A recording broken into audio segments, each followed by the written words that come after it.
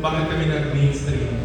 Gusto po namin maging role model sa mga kapwa namin content creators na magkaroon ng responsibility sa tao. Kasi mahirap po sa social media, wala pong hindi regulated. So, ang dami nagmumura, ang dami gumagawa ng content na hindi pwede sa bata. So, may ipagtulungan po kami sa MTRCB para magkaroon ng standard yung paggawa ng tamang content para sa mga Pilipino. So, gusto po namin magkagawa ng standard na tingalain kami as a good example para baka kasi mga influence kami ng mga aspiring future content creators sa tulad namin na gumawa ng mga tamang content na kakapulutan talaga ng aral. Thank you. Last question lang. Siguro kay Boss Boy na lang. Meron na like captured audience with your following. Sa tingin nyo, ano yung major challenge nila ng pagpunta ng isang network sa television? Ako naman ang nakikita ko ito is paano ko mapupuno yung airtime through the ilang araw, weekly. Kasi syempre, sobrang daming airtime yan from morning up to evening. So isa sa mga major challenge, paano natin nahihitayan yung ating mga kapwa content creator and influencers na mag-come dito sa aming gaming network sa DATV. Then pangalawa din is, ayun nga, paano ba kasi alam naman natin na humihina na ang TV. Sa balita, andyan ang ibang channel, ang dami na nawawalan ng trabaho, ang dami ng nagtatanggalan. So isa dito sa gusto rin namin eh. Actually, yung mga prod namin dito, gaya ng sa ibang channel, yung mga nalalayo, isa rito sa ino-offer namin, nasamahan kami, pagtulungan, pasimulan itong aming ginagawa dito sa Gaming Network. So yun yung mga ibang challenges. Siyempre, andyan din yung paano kami makapagpasok, then siyempre ng mga advertisement, mga business na ma-promote namin ng maayos at makapagbigay kami ng magandang return sa tiwala na ibibigay nila sa amin sa mga shows na ilalabas namin. Aside from that, kasi step by step lang muna ako, tinitingnan ko muna kung ano yung mga salubong namin or encounter namin ng mga problema sa mga darating na araw. Pero sa ngayon, talagang step by step, unti-unti muna kami. Inuuna mo lang namin talaga is mapuno yung airtime ng mga gaming network namin. Ayan.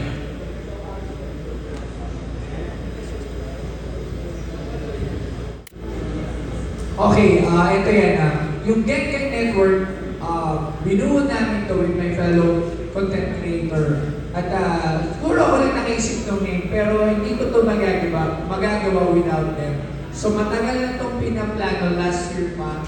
So ngayon lang nagkaroon talaga ng magmamaterials dahil sa tulong ng DATV, ni Ma'am Ana Puod at ng mga iba pa, na magagawa na namin to.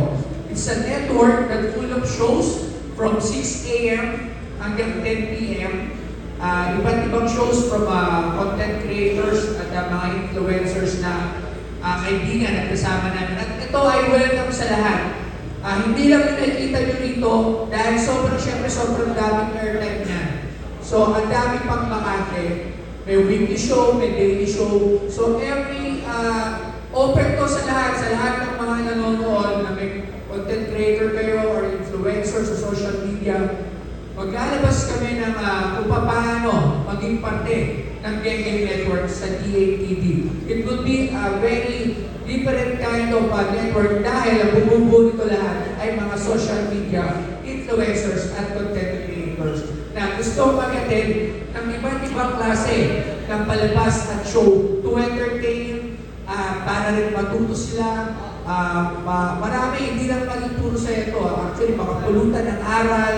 Marami kasi sobrang daming show at pasabaw yung aming gagawin dito sa Gaming Network sa tulong ng DATV. Last question for me. Since alam namin ang sa mga social media platforms na may freedom, no? Ito ba magiging under MTRCB? Siya paano ma-regulate? Yes, it will be under MTRCB kasi we need to follow the guidelines of MTRCB kasi nga nasa mainstream tayo. But syempre iba pa rin yung atake ng mga social media influencers namin dun sa mga mainstream. Iba yung atake nun. So we will stick with that kind of style, with that kind of atake sa tao tao na hanggat maaari, hindi siya magbumuha talaga ng mainstream. Magbumuha pa rin siya still ang content from our side na para ma-maintain namin ang pagiging social media influencer at content creator at ma-differentiate from dun sa mga talaga na sa mainstream industry. Congratulations. Salamat po.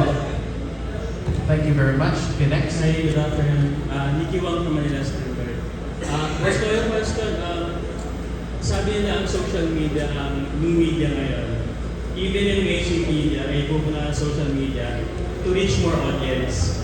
No, ang question ko, bakit pa kayo gumawa ng Gengeng Network since you already have, the platform to reach more people or more audience? Katulad sabi ni Pari Ramos kanina, hindi naman kasi lahat may internet, lalo na sa mga province. Marami pa rin siya nag-analog channel. Kasi yung DATV, it could be stream, it could be around 100, ilan ba ang pwedeng makareach ng figures ng DATV around the Philippines, around nationwide? Kaya pa rin siya 50 million kasi with the satellite, with the under the beaming DATV. So mas maraming makaka-reach. Kahit wala kang internet, if you have a TV, lalo sa mga probinsya na nandun pa rin yung TV, mapapanood nila yung lahat ng aming pinagandaan at pinagpagulang mga shows. So yun yung, kaya kami pumunta sa TV because of that, para mas lalong lumawak yun lang. So sabay namin sa social media, then meron kami mainstream TV. Ayun. So Wapas, may sabihin ka ba? Ano? Hindi, kasi yung tanong niya kasi sa atin is yung bakit pa tayo nag-TV? Kasi sikat naman na tayo sa social media. Hindi lang naman po, pagka nangarap ka, is isang beses lang. Kami, dahil siguro naman lahat naman tayo may mga pangarap sa buhay. Gaya namin, gaya niya rin.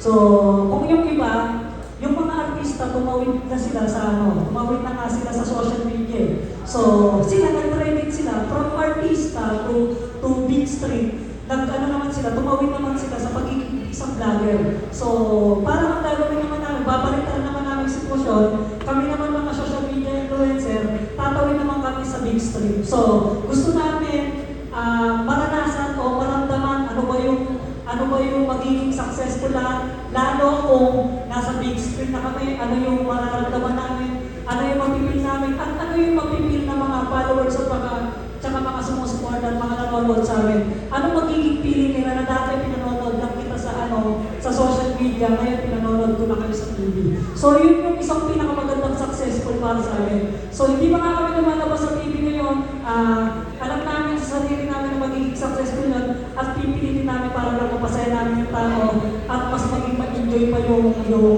buhay nila para mapasaya namin. So yun lang.